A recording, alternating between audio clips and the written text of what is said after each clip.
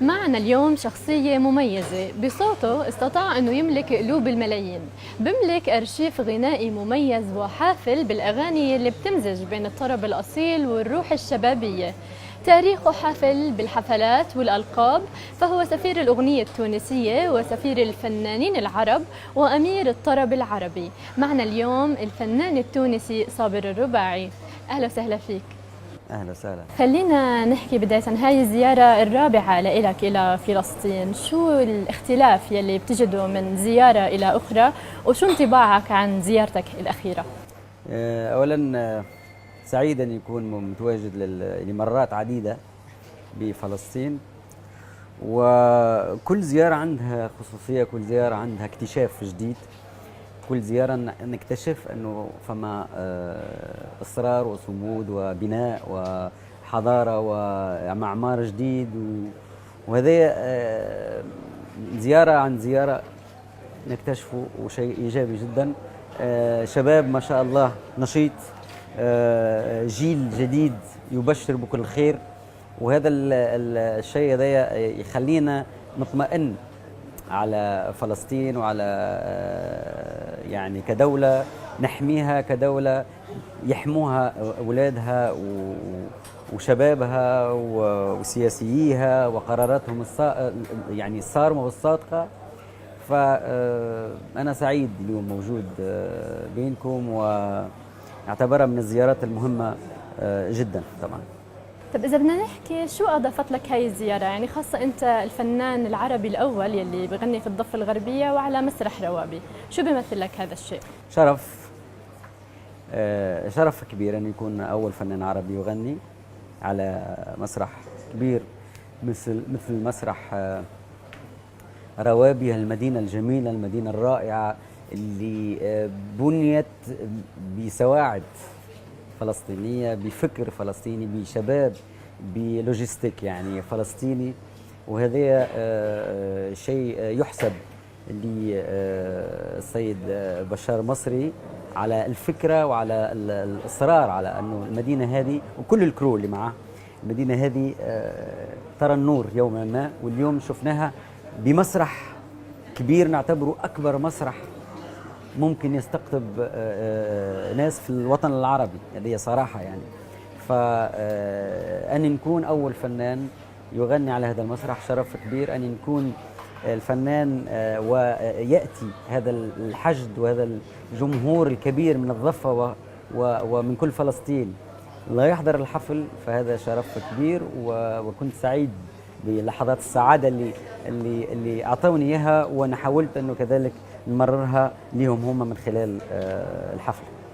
طب على سيرة الحفل والجماهير الكبيرة، فعلا يعني كان جمهور كبير ومعجبين كتار ما شاء الله، حوالي 15,000 شخص جاء وحضر الحفل. شو الرسالة يلي حسيت أنه وصلت لك من هذا الجمهور الفلسطيني؟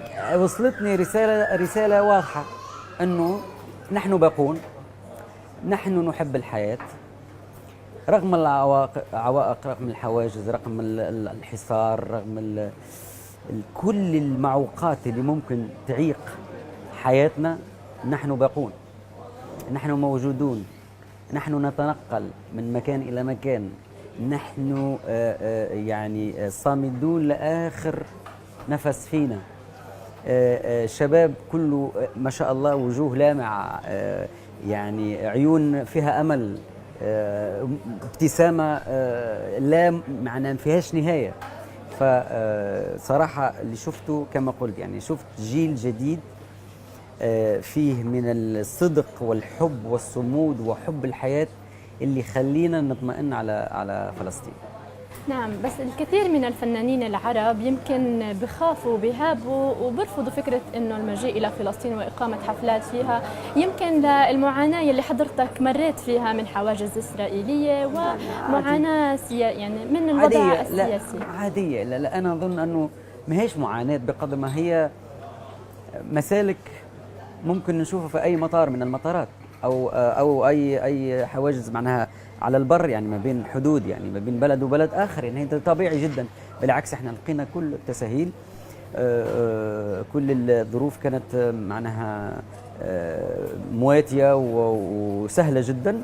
فهذه أظن أنه الفكرة اللي عند بعض الأخوة في الوطن العربي ممكن فكرة مغلوطة، يحبوا يوصلوها، الكيان يحب يوصلها للناس، أو الإعلام بصفة عامة يحب يوصلها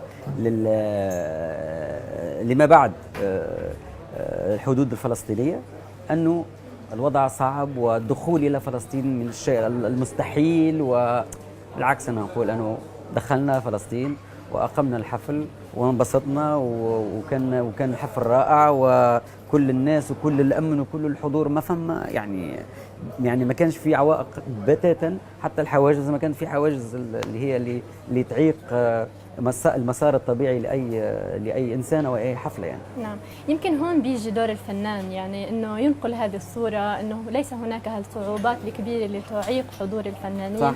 ويكون في مشهد ثقافي فني كمان إلى فلسطين. صح. أنت في المؤتمر الصحفي في روابي صرحت في أنه من الضروري أنه نغير الخطاب الفني للأغنية الفلسطينية، وأنه دعيت الفلسطينيين أنه لا تغنوا للدماء. شو كانت بالضبط الفكرة يلي بتحب توصلها للشعب الفلسطيني؟ أنا نحب من خلال كلمتي أنه الخطاب لازم يتغير، هو لأنه اليوم الخطاب يعني تعبنا من خطاب الثأر والدم والسلاح والخراطيش هذا عانينا منه من سنين، يعني عقود من الزمن عانى منه الشعب الفلسطيني. اليوم الصراع والحرب الحقيقية هي حرب فكرية، حرب تعليم، حرب بناء، حرب بناء. يعني الكلمة ممكن ما تطبقش مع بعض، ولكن لأنه الحرب مرتبط بالهدم، لكن الحرب حرب بناء. نحارب المعتدي، أو نحارب المستعمر، أو نحارب الصهيوني، أو نحارب بفكرنا وببنائنا. وهذا هو الاعتماد الحقيقي على الشباب، أنه يرى مشهد آخر، أو يصنع لنفسه مشهد آخر وطريقة أخرى حتى يتجاوز كل العراقيل مهما كانت الصعوبات. فاليوم صارت معركة فكرية، مش معركة سلاح. صحيح. طب بناء على ذلك اليوم العالم العربي بمر بأزمات زي ما عم بنشوف، هناك دمار يعني في عواصم الفن، سواء في بغداد ولا في دمشق أو بيروت أو القدس، كله هناك دمار وخراب. هل تعتقد أنه الفن ممكن أنه يعيد الصوت لهذه المدن وهذه الدول يلي اتاخذ صوتها؟ وهل صابر الرباعي يحاول في أغانيه أنه يعيد هاي الحياة لهي المدن؟ شوف صراحة اليوم الوضع بالوطن العربي مهتز. اليوم نشوف أطفال تشرد، ثكالى، أرامل، يعني نساء يغتصبن، أطفال تغتصب الحرية والطفولة متاعهم. صعب أنك اليوم تكون لوحدك تحارب كل هذا الظروف. صح أنه الإبداع، الفن عنده دوره، كذلك القرار السياسي عنده دوره، لكن لما نغلب مصلحة الوطن ونغلب مصلحة الشعب، هون القرار الصح لازم ناخده. فلازم نغلب المصلحة الوطنية على المصلحة الخاصة والشخصية. أنا صحيح أنه الوطن العربي كما قلت يمر باهتزاز كبير، معناه ما كناش نتوقعه يوم من الأيام. الثورات، تغيير الأنظمة، الدول أو المنظمات الإسلامية تدعي الإسلام، يعني بين قوسين الإرهابية، نقول المنظمات الإرهابية اللي هي دورها في الحياة أن ترهب وتهدم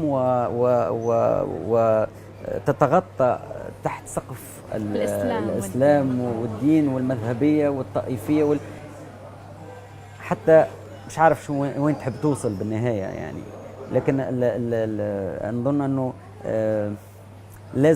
لازم وقفة حازمة، لازم قرار سياسي، لازم اتفاق عربي، لازم وحدة عربية حتى ندحر كل ظواهر الإرهاب وظواهر مظاهر الفتنة والتطرف هذا اللي صار موجود لغاية مش عارف شو الغاية منها، لكن المستفيد الأساسي الرئيسي هم الغرب، وبالذات إسرائيل بالنهاية. فنتمنى أنه نتخطى هذا ونصحى ان شاء الله. طيب في النهايه احكي لنا، لو تحكي لنا عن خططك المستقبليه ومشاريعك. قريبا ان شاء الله بعد الصيف يكون موجود مجموعه من الاغاني متنوعه ان شاء الله. بدايه السيزون الجديد يكون هناك نقله اخرى الى اغاني اخرى خليجيه متنوعه، شرقيه، لبنانيه، مصريه، تونسيه، وفيديو كليبس، يعني لازم نكون دائما مستمرين في النشاط.